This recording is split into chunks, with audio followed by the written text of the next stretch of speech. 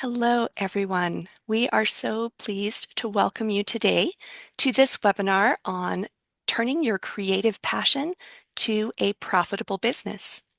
I'm your moderator, Jenny Alton from the New York Small Business Development Center Central Office. The NYSBDC is a U.S. Small Business Administration resource partner with regional centers at higher education institutions and outreach offices at other locations across New York State. Our free advising, education, research, and advocacy services are made possible by funding from the SBA, New York State, and our host campuses. I am very pleased to introduce the people on your screen that you are seeing right now. First of all, we have our main presenter of the day, the fabulous Danielle Vil-Young, who is the founder of À Votre Service Events and the AVS Events and Floral Art Institute. Also on your screen, you will see some of my colleagues here at the NYSBDC, Jose Fonseca, who is our library director with Research Central, and Alexis Bagat, who is our information specialist with Research Central. Now, a few items of housekeeping. So you know, we are recording today. We will share links to an accessible copy of the slides and the recording in a follow-up email. Attendees are muted and will not be on camera today. If you have questions during today's presentation, please don't hesitate to type them in the Q&A, which is public, or the chat, which is private, as they come up. And you can open Zoom's Q&A and chat from the Q&A button and the chat button at the bottom of your Zoom window if you would like to get prepared for that. We'll address questions after the presentation toward the end of our time together today. So you know, closed captioning is available for today's event if you need that feature, and you can open that through More in your Zoom settings at the bottom of your Zoom window. Might be a little different on mobile if you happen to be joining us on a mobile device today. All right, that is all of my introduction and housekeeping items. And so I am going to share Marie Danielle's slides and have her get started. Welcome, everybody. So thank you so much, Jose, Jenny, and everyone. Thank you so much for inviting me here to speak, and also Alexis. I really appreciate the opportunity to speak with you today, and everyone attending, to discuss sort of my background a little bit and have a conversation. I'm going to go through this pretty quickly, and that's intentional so that everybody has an opportunity to ask questions in the back end. And also we have a fun video of some of our work that I wanted to share because it's kind of fun and a nice break from just listening to me speaking. So the talk today is the topic overall, the title we chose From Creative Passion to Profitable Business. And the intent here is to speak about the creative fields, creative entrepreneurship, because we know that it's a field that we don't really hear too much about. It's definitely not one that you hear a lot about, and how to turn these hobbies and these passions that so many people have into profitable businesses. So my path, I worked as a scientist, cloning DNA, protein engineering, developing antibodies against cancers for a living. So my degrees in biochemistry and pharmaceutical sciences. And I worked for biopharmaceutical companies. And over the years, 18 years ago, I decided to start an event planning, production company, which evolved to be also to add floral design. And now I started a school so I can help others like myself. So when I started, there were some great resources. For example, the SBDC, I'm a poster child for them. They offered some great resources, which I fully took advantage of when I started. But over the years, I know that there became more of a gap where, how now do I scale this business specifically for in my industry? And that's where I felt there was a need where I wanted to fill in that gap and offer more education, And of course, if someone can draw from my own journey, then that would be great. So, but I'm here also to answer any questions you may have. You may reach out to me. The last slide will have all my contacts. Next slide, please. So, so the creative careers, loving beautiful things and the art doesn't it can become a career. And I think again we don't really hear a lot of conversations about this. Creativity can create opportunities, but it is not enough to just love pretty things. You really have to be able to back this up with systems so that you are become sustainable. Leadership creates growth. Education is also extremely important, that you continue to develop and grow and learn, use a lot of resources, leverage a lot of resources available to you to turn that into a career. So I think I have my little picture there. Beautiful work attracts attention, but great businesses, they earn trust. That's really important. How you're going to work with your clients and vendors and other creatives and other companies around you. That trust is really something important to never lose sight of. Next slide, please. So our journey together today, again, the goal is I'm going to speak from my experience going from a scientist to become an entrepreneur, and also working in the luxury hospitality. From day one, I had chosen to really focus my energy on the luxury market. That was very intentional on my end from the very beginning. We're going to also talk about this unconventional career path, building what it takes to build a luxury brand, and the consistency and trust to create lasting value. The third thing is pricing, pricing with confidence and charging the value of what you deliver. The fourth thing is resilience and reinvention, adapting, and also not lose your voice, but leverage your skills, because a lot of it is transferable. Now, I always say there are three things and three pillars that I've lived my life by, and the three things are science, art, business. I've been very lucky to be able to bridge my science background and my artistic ability, and also what I've learned about business, and really bridge and connect all three to build. And they're basically the foundation of everything I do, like literally in my life, how I'm raising my daughter. I have a 14-year-old daughter, to business, my relationships. I think those three things are almost always seem to be weaved through what I do. And lastly, again, I've talked about the resources for continuing education and where to go from this talk. Next slide, please. Okay, so my journey began, as I mentioned, in science. Before entrepreneurship, I worked in molecular biology. My scientific training taught me different things. So it taught me precision. The research encouraged curiosity, and thinking systems is also a lifelong strength, which I have been able to leverage in everything I do. Next slide, please.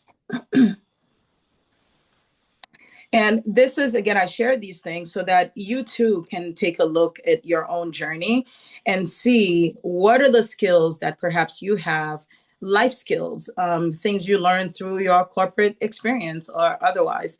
How can they add value? Basically, they're always going to be important, and you can incorporate them in so many ways as you go forward. And it doesn't have to be linear. Your path can take different turns, like mine did.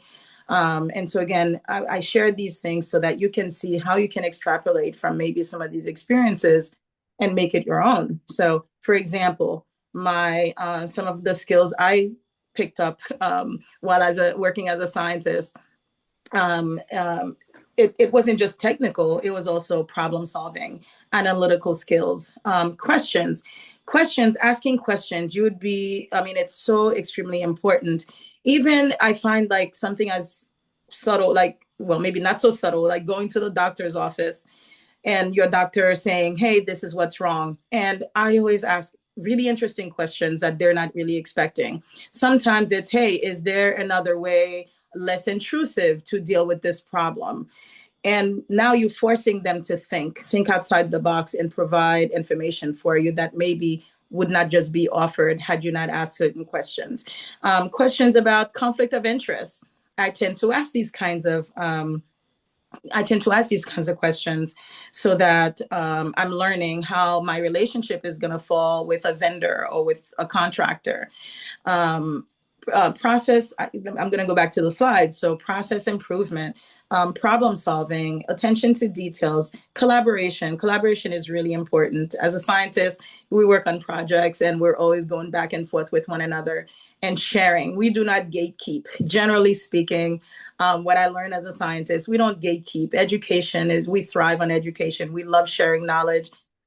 We do protect, but it's not to be confused with not protecting intellectual property. We do protect intellectual property, and I think that's also an important lesson as a business, as an entrepreneur, that you always keep that in the back of your mind, that your intellectual property is probably the, at least to me anyways, I think it's one of the most important things you own. So, and again, I've mentioned continuous learning and professional discipline. So your previous experiences can be part of your journey as you go forward. It's not exclusive. So next slide, please. So my team spent a lot of time on this slide and they're very proud of it. So the curiosity leads to opportunities. Growth requires courage. Small beginnings matter. Take steps, no matter how small they are. Not everything has to lead to financial, monetary gain. Sometimes it's something like, I don't know. I've had editors call me at like 4 PM and tell me, "Hey, Marie, can you deliver bouquets? Can we get some flowers for a photo shoot we're doing for New York Magazine?" And my answer is never no. It's always yes. Most times I don't even know how I'm going to pull it off, but there's going to be a way and I'm going to figure it out. Sometimes I've gotten up at 4 AM, run to the flower market, literally design the bouquet or whatever they're asking for in the back of my SUV, and run back to Varick Street and deliver those bouquets. And boom, now my flowers are on the cover of New York Magazine. And it's not necessarily they paid for it, but I'm getting now the exposure, and I get to the PR. I get to leverage the PR by doing something like this. So small beginnings matter, no matter what the opportunity is. Sometimes it's not going to be monetary, but pursue it nevertheless. And I cannot keep. I keep mentioning the same thing. Keep learning. Keep finding ways to educate yourself. So next slide, please. So why do some businesses fail and others succeed? So I might have mentioned this before, but creative talent alone is important. Creative talent is important, but it is not enough to turn this your passion into a business. And so as you see on here, it's rarely going to be enough to sustain you and build a business. Vision, I think that is extremely important. For me, from day one, I could literally see where I was heading. Like in my head, I could literally see, I could taste it, I could almost reach out and touch it. I think it's really important for you to come back and think, pull back and think, what is it that you want and what does it look like? If you had your way, what does that look like? When I hire staff, that's one of the questions I love to ask. Like, if I could give you what you want, what does it look like? And part of that is I'm very interested, and I want to help them gain what it is that they want, just like they're going to hopefully be an asset to my company. But nevertheless, I never hold on to something that I love. I think it's important to allow space for people to also develop themselves and to see what is the future they want for themselves. So vision is very important. Now, getting there, though, requires strategy. And I think once you can see what you want, How do I walk backward? That's what I always say. I strategize, I work backward. Well, what does it take now to get there? That's your strategy point. Financial discipline, managing your monies is going to be important if you're building a business, and what you do and how you do things. Strong client relationships. I can't say enough about that. Like how you treat people matters, how your clients feel, how you make them feel. For us, we have a philosophy. It's my pleasure. That's the philosophy.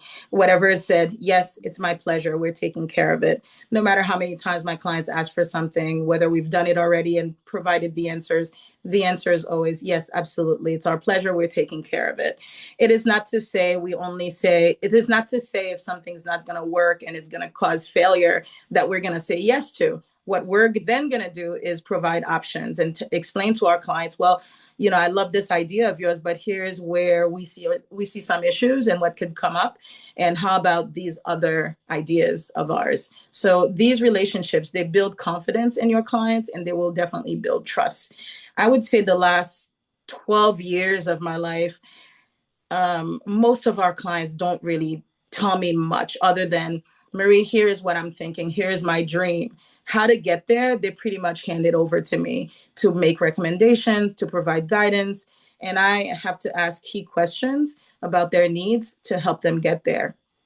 Your branding is also your branding positioning is very important. How people will see you in the market, your overall operation, how you're running your business is extremely important. Leadership, your industry authority. I think that's also very important. When I started, I think that's the nerdy scientist in me. I didn't just want to work in the industry. I wanted to really build a reputation. And it's not because I was like, let me sort of be front and center to be seen. I'm quite the opposite, actually. I'm really strong at my work, but I'm not one who wants to be in front of everybody. I like to lead from sort of the back and let others shine in front of me and just kind of provide guidance and do what I have to do on the back end to push things forward. But your authority and providing good learning is where you're going to researching it. You're going to learn quite a lot that can make you where you can become the authority in your field. That was important to me from day one to become an authority. And again, it's not about being in the front of everybody, but rather knowledgeable. Continuous improvement. I've mentioned that a few times.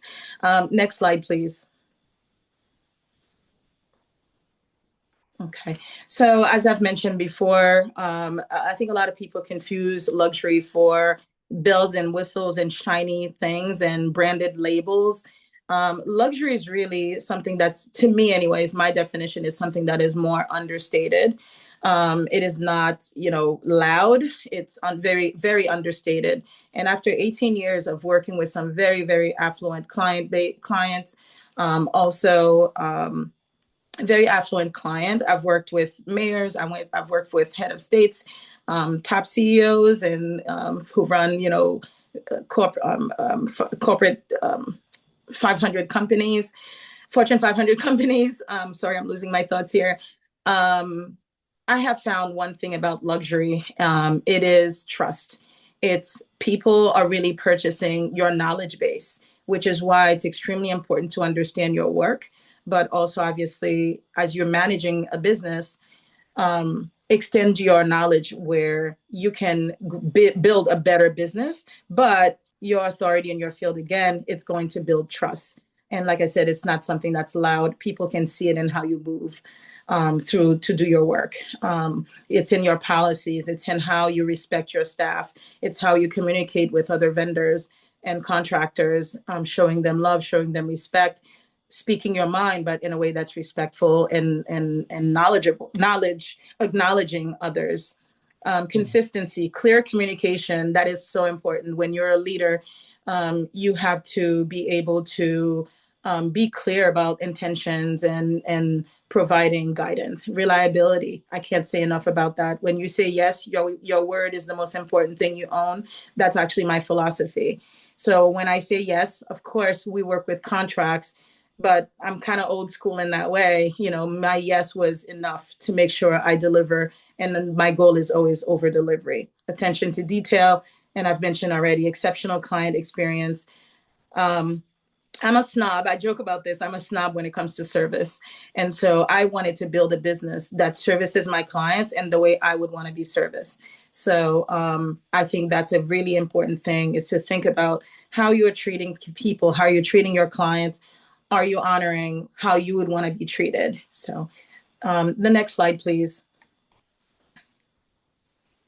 So building authority, as I've mentioned, and that's also will help with your PR, because at some point, editors started calling me for input on whatever it is the topic. Maybe it's the trend of the season, maybe. And since we also merged and started doing floral, I became an authority in both the event production side and also the floral side.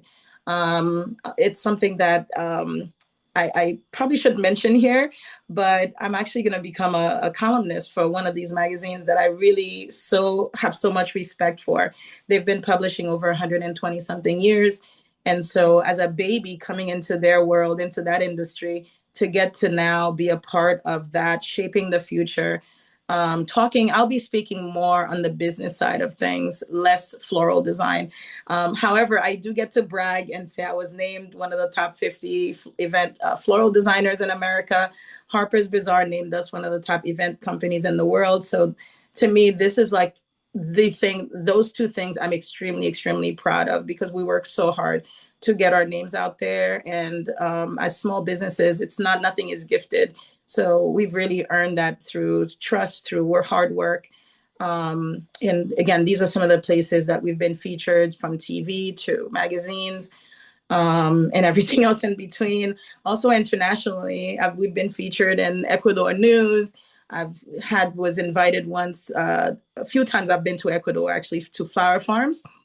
And I've also been invited as a speaker to talk about the luxury market in America, and what Ecuador could do, for example, to attract the American audience. Next slide, please. So that's, again, the PR aspect is very important in your journey. Creative talent is the beginning of and foundation, and sustaining your businesses really do require strategy. And I've mentioned this before. Having a vision, creativity alone is not enough. Systems, you have to build systems so you're not repeating yourself. You're not repeating everything every single time. And also then your team members can also have some things that they're following, so you become more consistent. Marketing strategy, that you have to eat and breathe marketing, really, and not be scared of it, because all marketing is exposure. It's being seen. Where can you be seen? How can you be seen? How many times can you be seen? Is there such a thing as a saturation of a market where you're seen too many times? I don't think so. I've learned now, after 18 years, there is no such thing. You want to be seen everywhere, because it builds trust. Financial discipline, I've mentioned before. I, as a nerdy scientist, I love data. So when I started, I had my husband, who's an engineer, build things in place for me, like literally using Excel, but on a high level, to track our numbers. And I wanted to track the finite small details. Sometimes we want to track, let's say, linens, the rentals, what's selling, what are the things our customers are buying the most or purchasing the most. So we know that's an area that needs development. So again, financial discipline and tracking data. I cannot say enough about that. I touch on leadership and treating people the way you want to be treated. That is, to me, the core of my philosophies, and wanting to see people grow and really empower others, I think will set you up where people want to also back you up. Business excellence, obviously, you want to work, and whatever I do, we try to kill it. We try to do better than the last time. Next slide, please. Okay. So this slide, why we underprice ourselves. Price should reflect value, not fear. I think I personally had to learn that lesson one year, where I sent a contract out that was, I wanted the job. I really wanted the job. So I thought, well, if I lower my fees, I'll get the job. Quite the opposite. And then I learned who the client hired, because the wedding was featured in a magazine. And I saw that she hired one of the top event producers in our field, in the luxury market. And I realized money was never the problem. It was she was looking for expertise. And I, by lower giving such a low price, made myself look inexperienced. And right away, I made sure to change that. So people are really buying, our clients are buying confidence. They're buying your credentials, they're buying your experience, they're buying your expertise, and your price really should reflect that, because when you do differently, you start to look inexperienced. So know your value. Having charging appropriately will also is what will also allow you to sustain your business and spend the monies in your business in the way that you do need to spend to continue to grow. Invest in quality, and also in your business. Next slide, please. So, as I've mentioned before, luxury clients are buying confidence, professionalism, reliability. They want to work with people who are prepared. Um, they want to shop with people who are confident. Just recently, we just booked a job last week. It's literally in someone's apartment. And she wants me to create a garden inside her apartment, like a literal garden with arches, like arches in her hallway. Not one, not two, but three arches we're going to be building in her hallway with greenery and vines.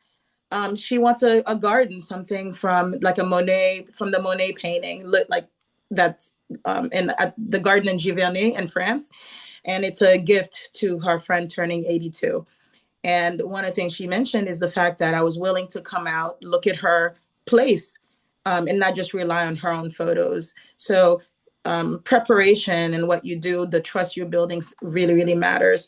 And providing guidance in places where I saw some issues that I could address directly with the client, solving problems, being discreet is also extremely important in my world. So I would encourage you to also keep that in mind, how you move, and respecting and your client's privacy and having some discretion is also very important. Next slide, please. So I mentioned earlier, having systems. Systems doesn't limit your creativity, it actually protects it, because you free yourself, you free your time to be spent on more innovative ideas, more creative ideas that you come up with. Processes, workflows, checklists, consistency, continually improving. You know, you're learning from your team members, you're learning from other vendors, you're learning from your clients. So improvement is also matter. When you're going to refine your whatever spreadsheets you're using, at some point they may not serve you anymore, so it may need refinement or change completely. Don't be afraid of that, because it will create more space and more time when you have systems and and how you run your operation. It's going to matter. Next slide, please. I do want to tap into quickly regarding your brand. Your brand is not just, I don't know, your logo, let's say.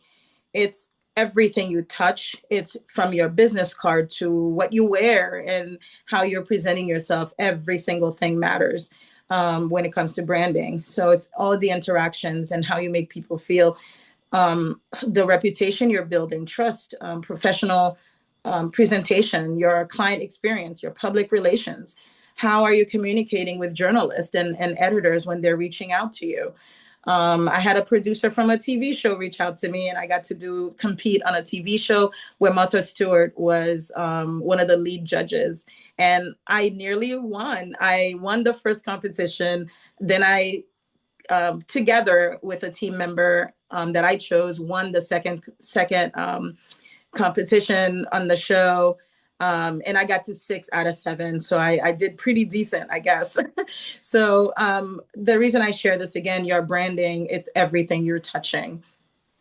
Next slide, please. So periods of uncertainty can often be opportunities. Periods of opportunities, I just want to mention, for example, when COVID came, you know, we of course were shocked like the rest of the world. But after the moment of shock, it was okay, what do we do? That pivot, that quickly sort of readapting and shifting mattered. We quickly adapted, and we then opened a store in the Short Hills Mall. What are we selling, you ask? We're an event production company. What are you doing in the mall? Well, I created we productize, I don't even know if that's a word, but I productize ourselves. And what we did is we built a store where we were selling plants and floral, accessories and home accents. And because we already understood our audience, it's an affluent market that shops at Short Hills Mall. So we knew this was the right place for us. So that was our pivot, and we did extremely well. And people just love this whole concept that we developed and created over the years. Stay curious. It's an opportunity for innovation, which is kind of what we did. Continuous learning and long-term thinking is also the opportunity that's in front of you, is to see, well, how do I integrate all these new ideas perhaps into your ecosystem for the future? Next slide, please. I mentioned this already. Your leadership is servicing. It's service. Great leaders, less about authority, but more about creating confidence in others, empowering others, communicate clearly, and serve with integrity. I cannot say enough about that. Treat people the way you want to be treated. Strong leaders make everyone around them better. And it's not for criticism. It's usually, maybe this is a different way they can approach a problem, and you're basically providing some guidance there. Hopefully it's receptive, it's received well, but for the most part, if your intentions are in the right place where it's not too demean or malicious, more likely it will be well received. So next slide, please. So I've mentioned this before. The three things that I've really leveraged about my experience, my life experience, is my science and my artistic ability, which growing up I really did not know existed. I had to discover it, and I discovered it while I started my business. After I started my business, that I discovered that I had this florist living in me, which I didn't know. I had always been a lover of beautiful things. Growing up also overseas, I was surrounded by plants, by flowers, and just beautiful things. But I never thought there was a career that can be made out of that. And so that was a surprise to me, but then the most amazing surprise. So these are the three things that really has shaped everything that I do. Next slide, please. I mentioned the science and all the things that it does, precision and systems, data collection. As you go through your own journey, you don't need to be a scientist to focus on these things. Track what you're doing, literally. Like, you can write it down on a piece of paper. I never not have a notebook with me to collect thoughts and information that people are giving to me. I have, I don't know, over the 18 years, probably a couple hundred notebooks that I fill with notes and information. But I think, again, that could have started with my science experience, where we document everything. And you may find, from, again, intellectual property, trademark, patents, it matters taking notes and dating your notes. You may find that it matters in the future. So data collection, thinking, sometimes, pause, take time for yourself to really process information, process your ideas, and then figure out strategically how you're going to get there. So next slide, please. And I said, art, in my case, because I am in the creative fields, and this talk is about, the creative opportunities that exist for people who are creative. Art gives businesses its heart, transforming ideas into meaningful experiences. Design with intention, the emotional connection. It's really about storytelling. Again, like this client of mine who asked for the Monet garden at Giverny, if you don't know anything about it yourself, you could literally go on the internet and research it, and it'll tell you what that garden looks like, that she's now asking you to duplicate, or at least create something of that experience in her home. And the whole idea really behind that, I just want to give you guys context. The woman is 82 that she's celebrating. She's celebrating her friend who's turning 82. They've gone to this garden many times in France, but because of her age, she's not able to travel. And so now she wants to bring this garden to her home to celebrate her friend. It's only 5 of them who's going to be having dinner, but she wants me to create this garden experience in her apartment for her friend. So that's where, the heart, the excitement, and the creativity really kicks in. Next slide, please. Business makes creativity sustainable. Obviously, I've mentioned before, your creativity is really not enough to build a sustainable business. You keep that in mind. There's so much more you have to do, from pricing, your brand strategy, your marketing, leadership, financial stewardship, and long-term strategy growth. You really, all of those things, you have, that's the business side, and that's really the meat of taking your ideas and to making it into something bigger than yourself, hopefully, going into your future. Next slide, please.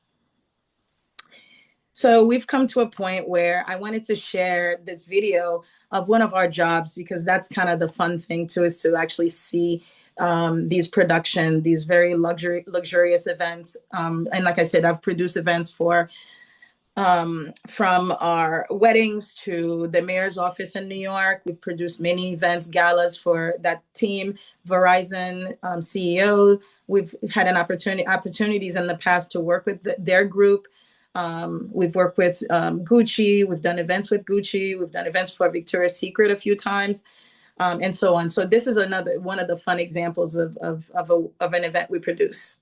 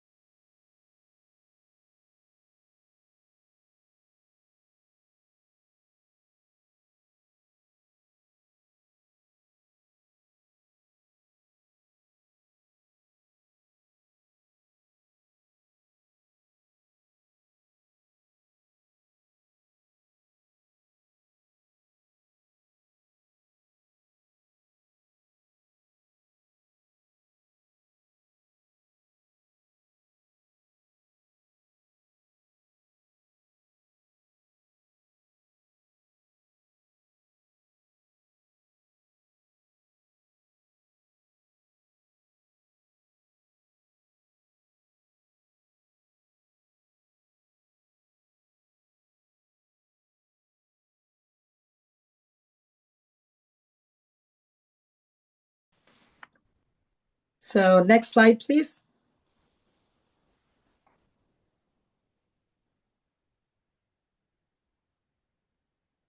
Thank you. So to summarize everything we have talked about here, we've learned that every entrepreneurial journey is going to be different, but certain principles and consistency lead to stronger businesses.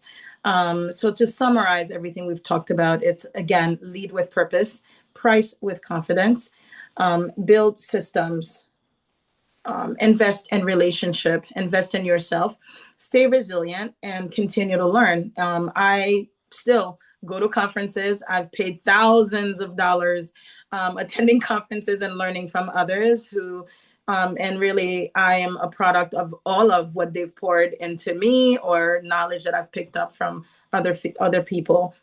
And I do want to give sort of a big shout out also to the SBDC. I'm definitely a poster child in leveraging all their resources.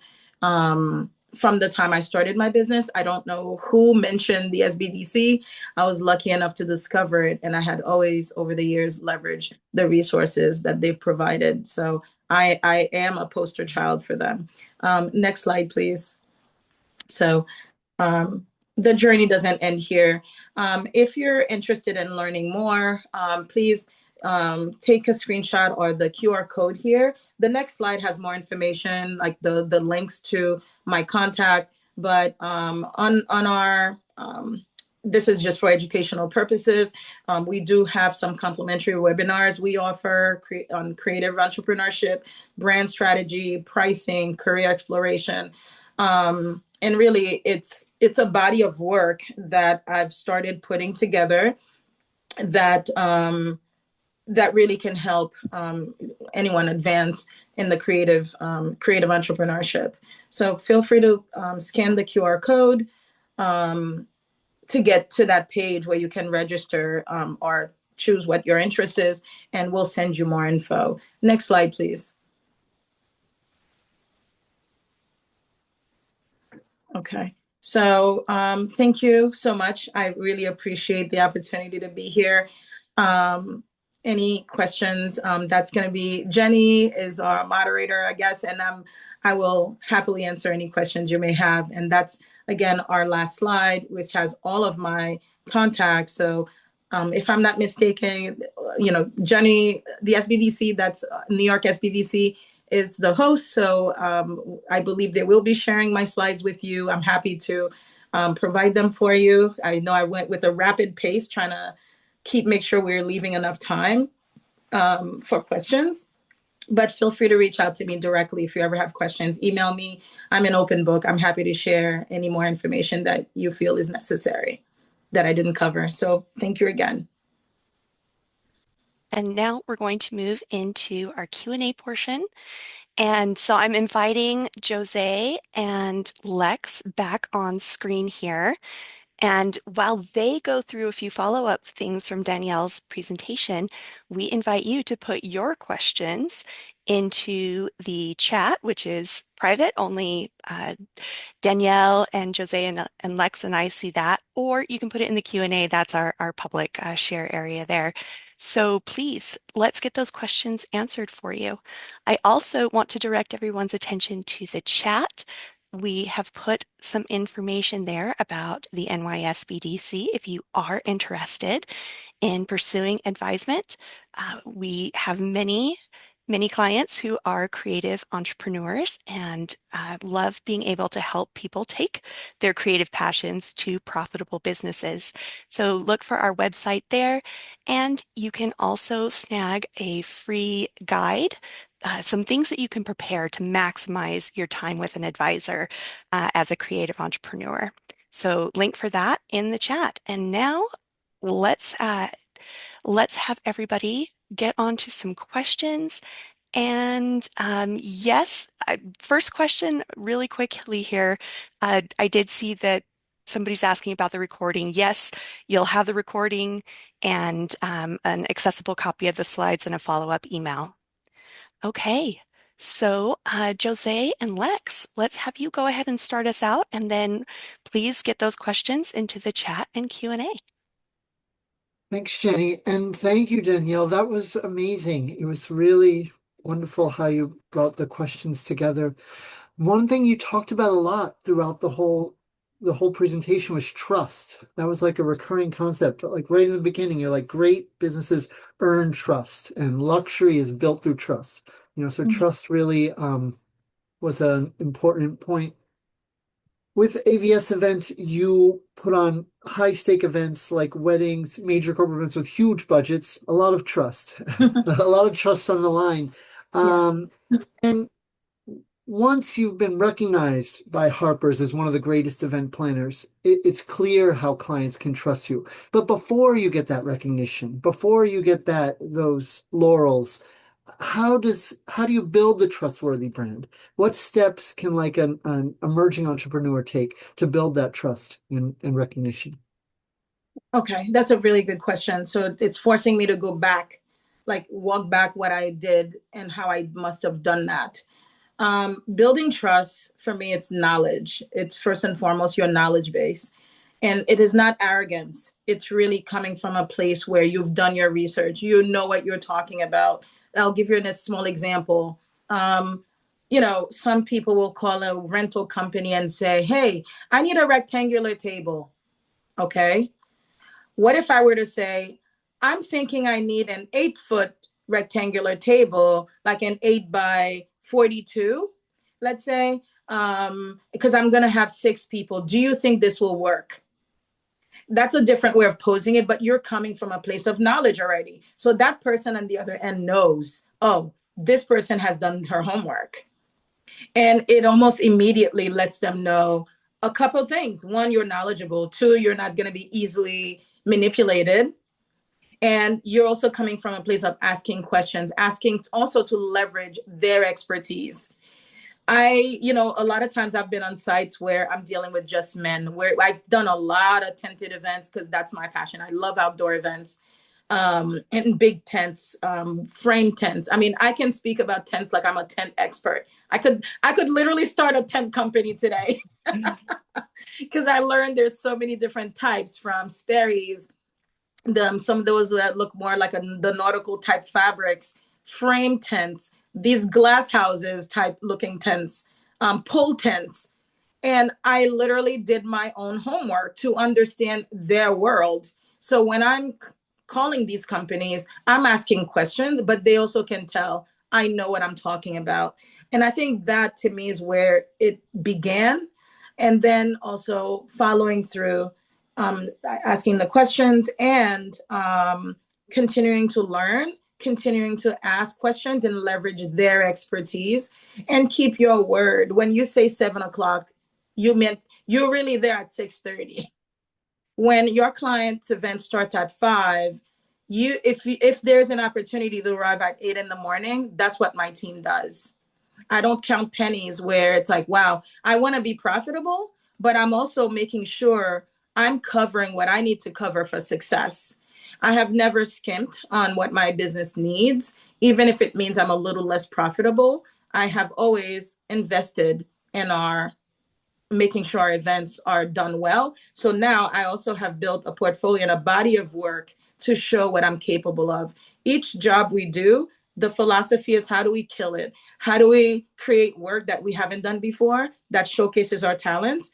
And also attracting maybe my next bigger job. That is always the top of mind for me. How do I attract the next bigger job? And it's by doing the one that's in front of me extremely well. And that I think is where it starts. There's no arrogance. And even when we're super knowledgeable and people have learned that about me, it's never arrogance. It's always a place of learning, a place of also standing up for my clients. I am absolutely, a big advocate also for my clients. So that builds trust, and my clients know this about me. Thank you. That was great. Yeah. Marie-Danielle, I had my scheduled question to ask you, but now I have a different question to ask you because as in the research department, one of the things that we see a lot from all kinds of businesses is the desire to market to affluent audience. And for a lot of traditional artists, that is I think we had a conversation about this, about selling to your friends, selling to people you know, versus finding people who can really afford what you're doing, and that you have getting in touch with your audience. So I'm wondering how you go from, I mean, you said a few things about being, understated and that kind of thing, that there's got to be a style, but when you, sorry? I said restraint. Restraint, yeah, okay. So I think that those kinds of things are helpful, but I wonder if you can even remember a time when you went from the small, project to a much bigger project. I mean, the things you're doing are mammoth. It's hard to even fathom how that works, but there must have been a time when you hadn't yet done those things. Absolutely.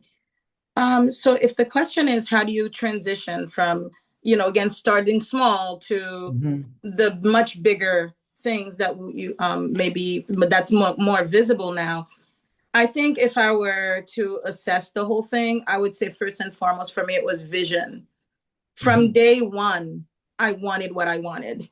I have never wavered from that. I have never apologized for wanting more. And what I used to say is, I want to service an affluent client base, period. I had never apologized for that. So I think, I don't know if I mentioned this in the slides, your confidence is extremely important in how you're moving through. And again, there's a difference with that and arrogance and egotistic, because I've never wanted to be the person in the front, like looking for people to look at me. I never cared about that. What I did care was building something bigger than me. So, which is one of the reasons my business doesn't carry my name. It's a lot of, it's À Votre Service, it's AVS. It's never been about me. I wanted to leave something that's more bigger than me. So with that intention, I was laser focused on who then is this work for? I knew my abilities. I was willing to do hard things. And so I needed to find that outlet. What will allow me? Who will allow me to do those challenging things that's sort of bigger than life, right? Right. And that was that market. It's that client base. Everybody wants that client base. But again, it starts with first and foremost your attitude, your approach, your professionalism, how you speak with people, how when a client calls you, from the minute a client contacted me, again, my goal is to wow them. And it's not just to wow them to book the job, it's continuous. It is saying, absolutely, it's my pleasure. My client shouldn't be chasing me to reach me. I should be available because I paid that. She's paying good money for that to have access to me. You want to set boundaries, but it's extremely important also to be to do the work, the service, provide the service that you're being hired for. And each one became bigger because every time the goal was to over deliver each and every time. Each job I produce is meant to attract the next bigger one. That has been my attitude and it still remains. Also, as a creative, I'm not interested in producing work that I did last week. There's historical context, there is the arts and what is my client wants. And I don't want to just copy what I did last week. I want to challenge myself. And that body of work at some point is also a tipping point that now the client who wants that level of work can see it. And again, there's something authentic too, that I'm not selling something that I'm not. The things that I do love and enjoy, I tend to attract exactly who I want. And I know why. I put out work that resembles the audience that I want, that I put out work that resonates with them. So it's now become a very interesting thing where we're both very in sync, where I'm attracting the clients that I actually want to do business with. And that's a marketing thing too. And it doesn't matter what the client is you want. It could be you decide, I don't know, I just want to work with, I don't know, I just want to do South Asian events. If that's your goal, then you better start creating. And even if it's a sampling, even if it's not a real event, create a sampling for your portfolio so that you now can start attracting this client base that you're looking for. And you need to understand their habits, what they eat and breathe. You need to be showing up where they're showing up. What are they shopping? What do they love? I didn't go to Short Hills Mall by accident during COVID. I understood that while the rest of us are shopping on Amazon, there's a good amount of people that still has the means to shop for expensive things. And they're going to be shopping in the mall. Nobody's buying an Hermes bag online. The Birkin, the $60,000 Birkin, they're coming to be wine and dine at Hermes. The Cartier bracelets, Bulgari jewelry, they can afford it and they're still coming to the stores. And while they come to buy the Bulgari, I'm not Bulgari, well, they get to see my plant shop that's beautifully designed and have rare things, rare fruit trees, lemon trees full of lemons that they're not expecting, live olive trees full of olives. Because again, I understand that market and what they're looking for. So you really have to become in sync with the folks or what it is you're trying to attract. That is a key thing for me. And your marketing has to do the work of attracting them. Does that make sense? Thank you. Those are such great answers, Marie, Okay. Danielle, and I want to switch over. We've got a few really great audience questions here that I'd love to Okay. try and hit before Sure. we run out of time. Okay. So I'm going to start with this one. How did you obtain your first clients to really get your business started? Okay. My very first client, I'm going to go back to what I said earlier about, and I'm just going to speak really fast because I'm watching the clock. Go back to what I said about investing in yourself. If you're working already, that's an amazing opportunity you have to spend money on this idea that you have. Don't think, oh, let me wait. I see this a lot. When the business starts to pick up, then I'm going to pay for this webinar. Then I'm going to pay for this conference. It's the other way around. Literally, the conference is going to give you the information you need for the next step. So investing in yourself is really, really important. So working as a scientist, I had a good paycheck. So one of the first things I did was I knew where brides were. For example, I started with bridal. I knew where they were shopping. It was the Knot. So I spent some money and advertised. I threw together a website. It was a really fun website, and it was like my husband's a good storyteller. He actually wrote some of the things that was on the website. It was things like, do things that will anger your rival. But it wasn't like this. It wasn't as aggressive, but it was like in a fun context. It was fun what he wrote. And it did its job. It really started attracting people. So I spent money on the knot, and I was visible there, my website. And that's how I got my very first client. It was from advertising means. Love Yeah, I think that his thing answer. was like, dance, be the belle of the ball, have the kind of events that your rivals will. I forget exactly the words he used, but it was fun. It was like you could picture it literally, like you just having a blast in your rivals. You're just mad and angry, and but it was done in a fun way. So, and that really got us a lot of attention. Love that. Yeah. So here's another, starting out question. How did you go about getting your first loans to really get the business started? Did you Oh, get loans? How did you that's build a that? Yeah, that's a really good one, and something I'm still shocked and proud of. And I have to tell you, I had applied for a loan in 2012 when I decided to add floral to my business. And we like to do things the right way. And to do the things the right way, you need a cooler.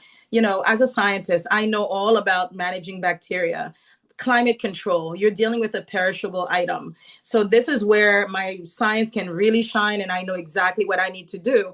Even though I knew I was still a developing artist, I didn't even know the skills I had back then is who I would become today. But I understood how to manage the flowers in my plants because I'm a scientist, botanicals. So I knew I wanted the right equipment to manage my work. So that's where a loan became important and necessary. So what I did, I remember applying for a credit line for 10,000 from a major bank, and I was turned down. And a month later, this is a really good story. A month later, I attended a conference all the way in DC, 5 hours away from New Jersey, it seems. I attended a 2-day conference, and this is where one of the talks was from an SBA officer. She attended the event, and she spoke about the SBA and all the resources available. Once the talk was done, I went up and I asked questions and I explained what I was trying to do. And she provided guidance and told me, when you go back to New Jersey, this is what you do. You look for community lenders. They're a little bit because they're backed. Some of the loans are backed by the SBA. We'll have a better chance than bigger names. And so that's what I did. I did exactly what she told me to do. And fast forward, I remember applying. It says $50,000 microloan, and I was just turned down for a 10,000 credit line. So I remember putting down the number, and I wrote 50,000, knowing that maybe they'll give me $2,000. So that was my thought. I'm gonna apply for the maximum because they're probably gonna give me like 5,000 if they're gonna give me anything at all. And it turned out they gave me all 50K. So the preparation there, I do want to share, I do believe it came from being very prepared. I had a lot of data. Remember, I told you I had my husband build some kind of spreadsheet for me where I was tracking information from expenses. Every expense and everything that came in as income was also being tracked. And it was all there year to year. We had charts, we have graphs where we can see everything. We can see the trends in our financials. I did projections. At the time when I started my company, I did projections. I had no idea that was what it was called. But these things came in very handy, and them saying yes because they saw that I was very organized and profitable at the time. So they honored the whole 50K. And that really helped me get my floral business off the ground. We went in that commercial space and really went up from there. That is a fantastic story. And I just want to briefly say, if spreadsheets aren't your thing, projections, no idea how to do those, SBDC advisors know how to do those in and out. Yeah. So come on into the SBDC. We offer free advisory services for all types of businesses at various stages throughout the business cycle. And so if these aren't your strengths, you can get free help from somebody who is a whiz at these things. All right. Do you have time for one more question, Marie Danielle? 100, absolutely. All I'm here right. for you. We'll get our last question in, Sure. and because I think it's a really good one as well. Thank Awesome. you to our attendees who have contributed these questions today. So the last one, knowing what you know now, is there anything you would have done differently when first starting out?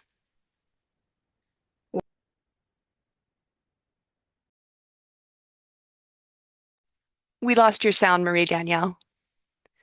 I sincerely, my apologies. That's a really good question. I haven't really thought about that one. Like, and as far as retrospect goes, see, I have a philosophy that nothing is lost. So I don't know that I would do anything too differently, to be honest with you. Um, I have to think about that a bit deeper because, again, my philosophy is that nothing is lost, even when we visited. And that was from day one. Sometimes we would visit a venue for a client, and we're like, we get there, we find out there's a big construction site right in front of the entrance that wasn't featured on their website, of course. And so then I say, you know what? Clearly, my client hates this. I hate it. It's not for them. But here, I'm now armed with information. Now I know this place and what's going on with it. What is being featured is really not the whole truth, right? So to me, and this is a true story, every bit of info, I've managed to use it in one way or another. I think probably the one thing I did not know about is thinking about long-term investors and opportunities that exist from, maybe crowdfunding and those other things that exist. I think maybe this is kind of where I'm at now in my career, thinking about these opportunities and grants. And this is a very important one I'll share with everyone here is really think about the scaling of your work. It took me years to get to that point where I started understanding the opportunities that you can, for the government to become your client. And they're the biggest shoppers and buyers. And everything we do in one way, shape, or form can be translated. I encourage you to really think about how you can mold your product where you would attract contract from government because they do purchase so many services that may or may not appear to be relevant.